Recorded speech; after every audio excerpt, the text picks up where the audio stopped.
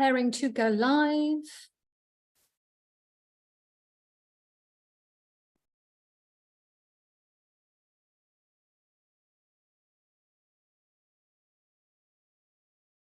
Video unavailable. How can it be unavailable? We're going live. Hang on, Fran. Let me do it again. Oh.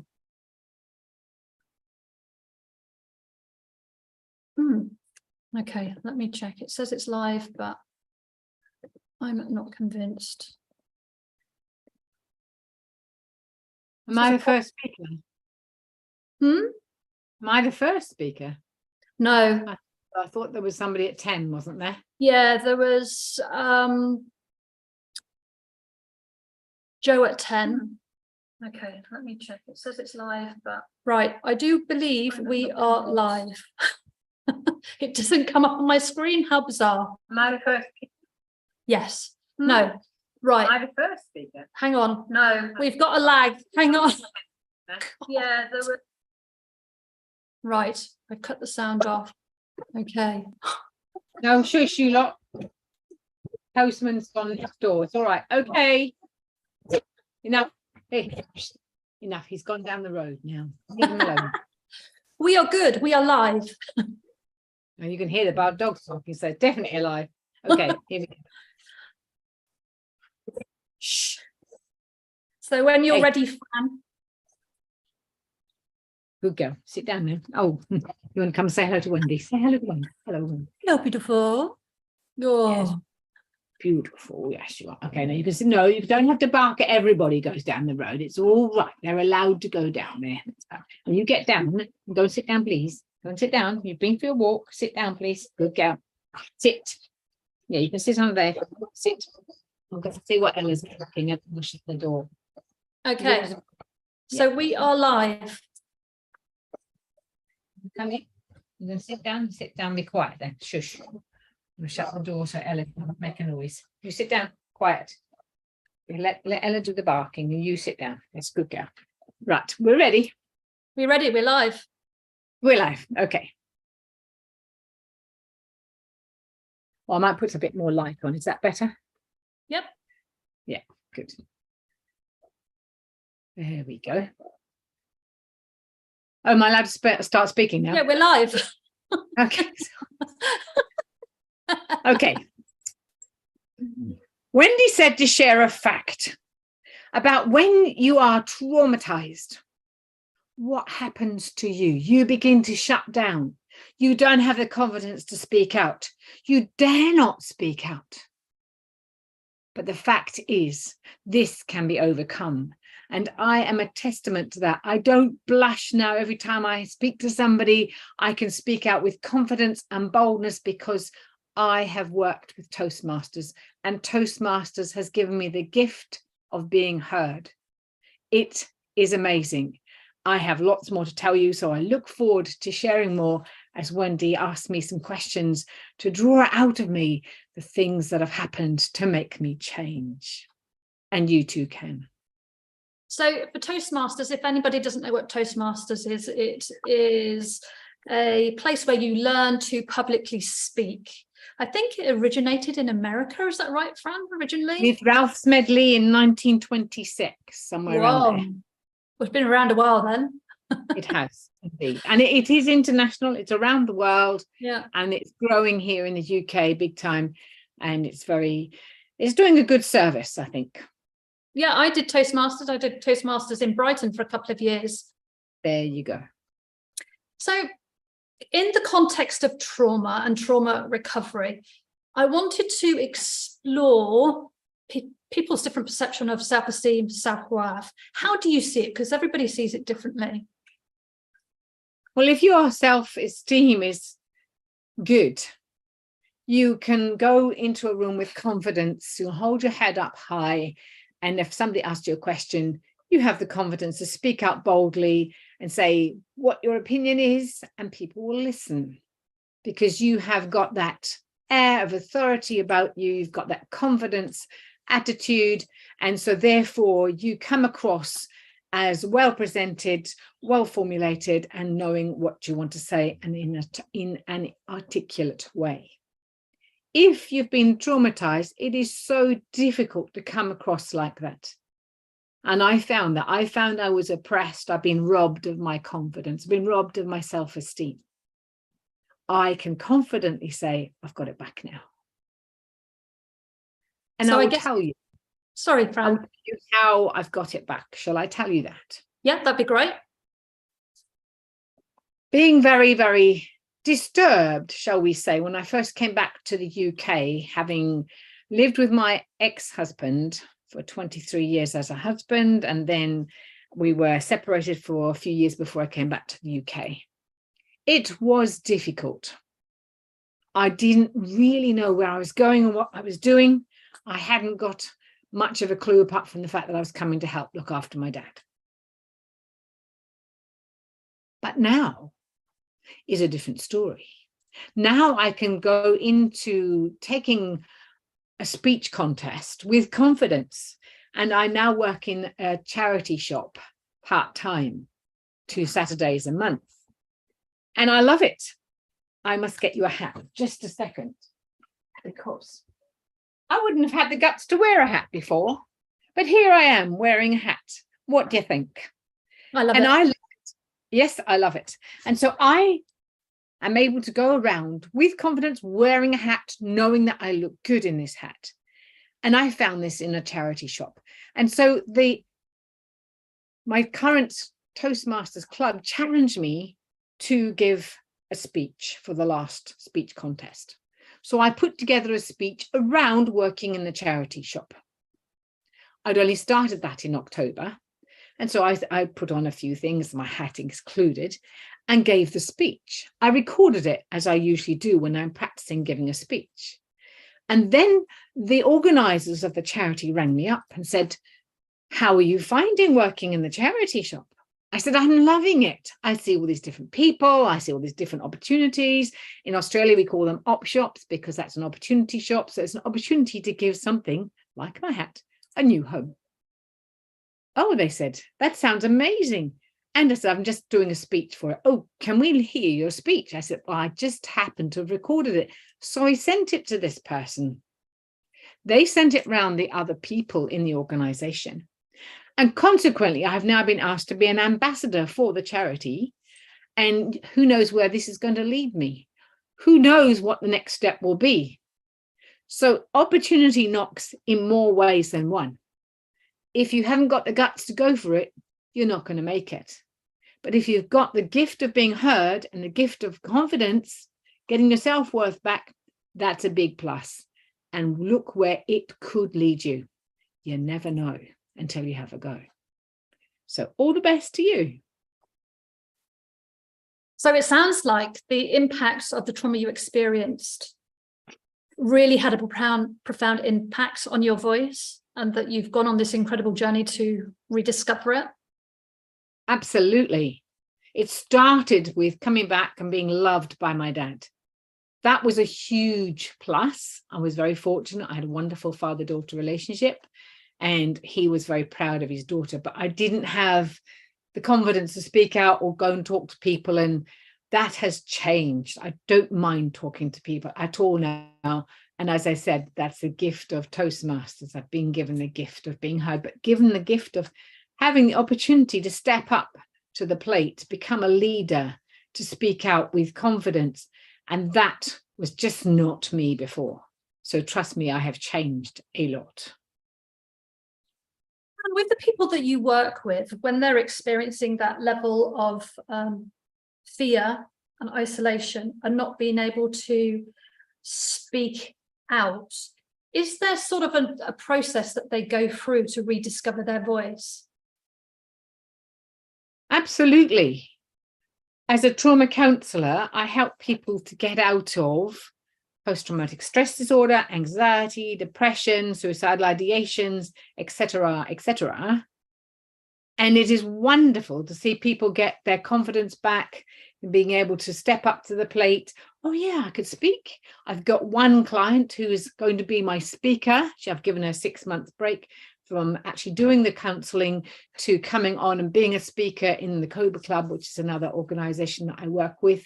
And we do speeches once a month where I'm encouraging people to develop positivity and the power of positivity. If you're positive about yourself, how it becomes, you can be confident to take up as much space as you like and to not be afraid to step out and say, yeah, I can do that, because I know that I can. I've got the confidence to do it. So this is really cool. If you see somebody who's been shut down and has got suicidal ideations, life is worth nothing, to gaining that confidence. Yeah, I've got an opportunity to have life and I'm going to grasp it with both hands and run with it.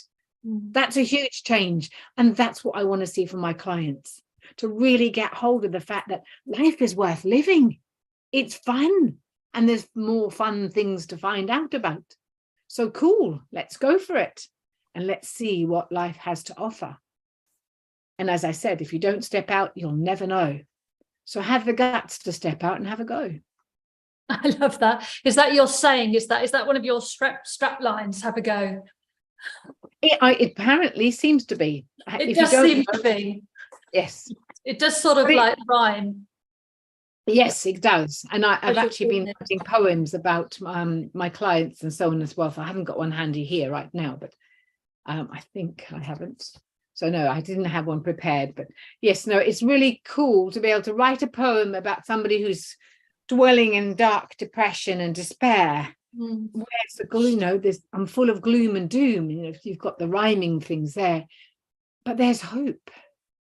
And look, if you give Fran a call, you never know what will happen, because she can help you to let go of your unconscious core beliefs and find the true you, the truth about you, not the lies that you've taken on board, which is awesome. Yeah, that is awesome. I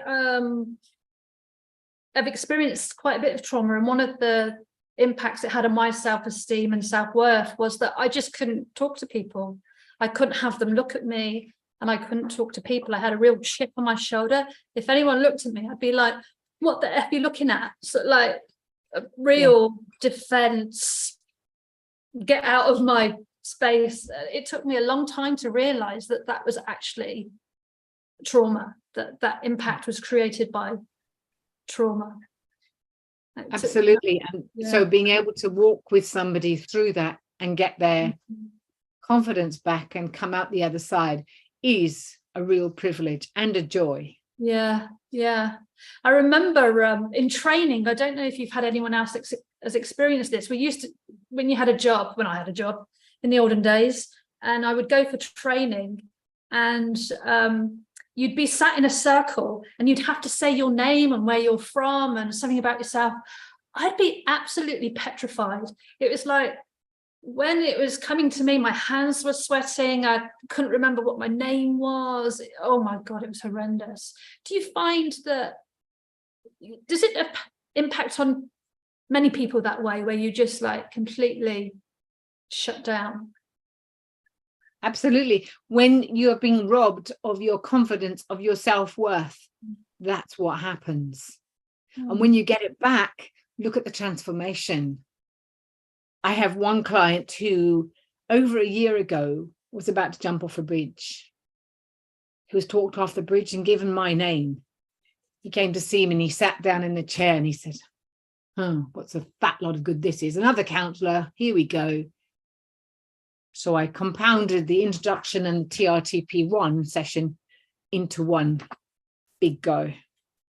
And at the end of the session, he had a funny look on his face. I said, what's wrong? And he said, I'm trying to trigger myself, but I can't. Oh, I remember you saying, yeah. And I said, great. And he came back a week later. He sat down in the chair really heavily. He said, I've tried to trigger myself all week and I still can't. And I said, brilliant. And now a year later, he has got a big cheesy grin on his face. He's enjoying life. He's just been on holiday to Dubai and he's having a ball. That's what it's all about. Getting your life back on track, but also enjoying it to the max. And he's so grateful he's still got life. Oh, that's fantastic. I remember the story from last year about him trying to trigger himself. Yes. It's funny. It reminds me of anxiety. I remember working with a psychiatrist and he said, try and make yourself anxious. And I couldn't. It's like, oh my God, I couldn't. Chris Tuck, who is another speaker at our event, has left some comments in. I'm not used to looking in the chat box, so I'm just going to go through them. So Chris has said that her sister has worked in a charity shop for years. Now to restore her self-esteem, she felt she could never work in a job because of her complex PTSD and shattered self-esteem. Yeah, it can be really tough. Talk to her. I'd love to talk to her, because the richest trauma process is helping so many people. And at the moment, I'm the only TRTP practitioner in the UK. Right. I'm hoping that other people will train up and join me. So I've got a team over here that will be working together, collaborating and supporting each other. But I'm doing the masters in TRTP right now. So I'm getting up at the midnight and listening to Australia and learning and growing, because it is a learning and growing process. Every single client, I learn something new. Yeah. It's funny how clients come into our lives, isn't it? And what they teach us. So Chris also says that her sister has come on leaps and bounds, and she's very proud of her. That's nice. With her, that's beautiful. Yeah, with her recovery and growth. And Wendy, common feelings as a result of trauma. Trip. No, Chris has just said TRTP. Is that what you said? Yes. TRTP. How can Which people find you? Trauma process on my website, or if you go and look up www.fran-traumacounselling.com, you will find me. Okay, don't go just yet though, because I have an important question to ask. And that is, what is an exercise that someone can do to help them on this journey? I love the grounding exercise that we do. So sit still. Just relax into your chair. Take a deep breath in. And as you let it out, feel the tension leave your body, draining out through your legs, down into the floor. Take another deep breath in and feel that chair holding you safely and securely while you just relax and concentrate on being grounded. Close your eyes. Take another deep breath in and just feel that chair holding you safely and securely while you just let go of all the tension, all the anxiety, all the worries, all the concerns that have been bothering you. Take another deep breath in. And just imagine that things are getting better. I've got the ability to cope with this. I've got this. I know who I am. And I am a good person. So I choose to know that I am in full recovery right now. Take another deep breath in. And relax. Open your eyes and stretch.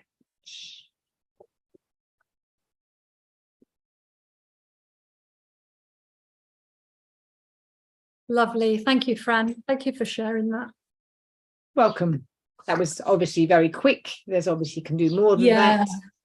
But obviously the time is of constraint, so make it as short as possible. But just to let you know, it's possible to relax, get clear-mindedness, stop the anxious thoughts, get your mind decluttered, and understand, hey, I can do this. I know I've got this. It's okay. Yeah, sometimes we just need to sit still, which can be the most challenging thing to do. It can be very, very difficult. It's for me, it's always about getting into that habit of doing things. And practicing. Yeah, practicing. Yes, and saying something that's really positive and affirmation, but owning it for yourself too. I know who I am.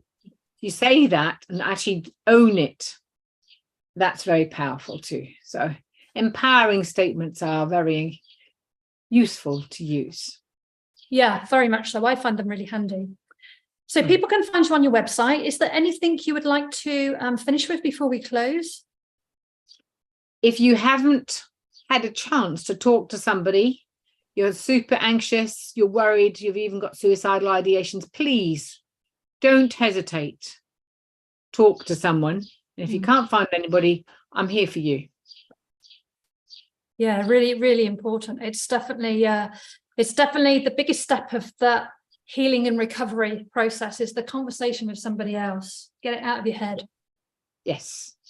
And just don't think that you're all alone. There's nobody else like you. There are many people who are going through this, and I think it's becoming more and more of a problem.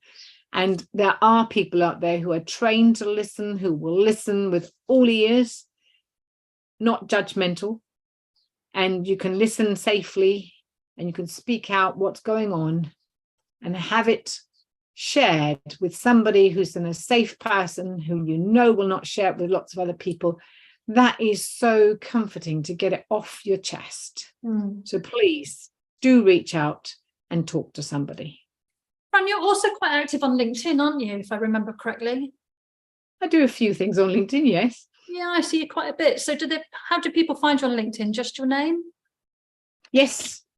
Yes, Fran on LinkedIn. I just have to find what my link is. I can't remember right this minute. It might just be your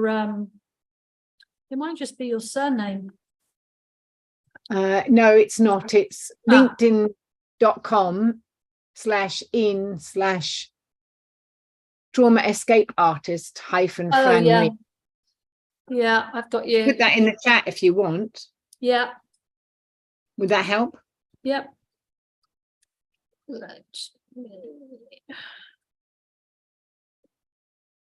Yep. There you go. Fabulous. Just copy and paste that in there before you sure. And do you want my Facebook as well? Would that be helpful? Yeah, you can give me your Facebook as well, and I'll put it below. Okay. I can find that as well.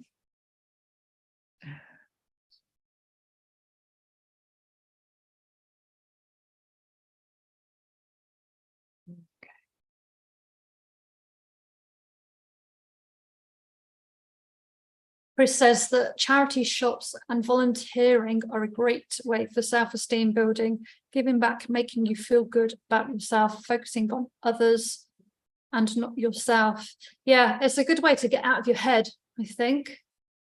And the other thing is you're meeting new people at the same time. So it's a non-threatening way to meet people because you're just standing there helping in the shop.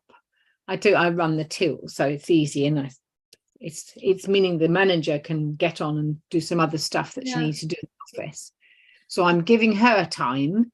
I am helping out in the shop, and it's great fun to see the till mounting up and saying, wow, we've managed to get this much money for the charity today. Nice.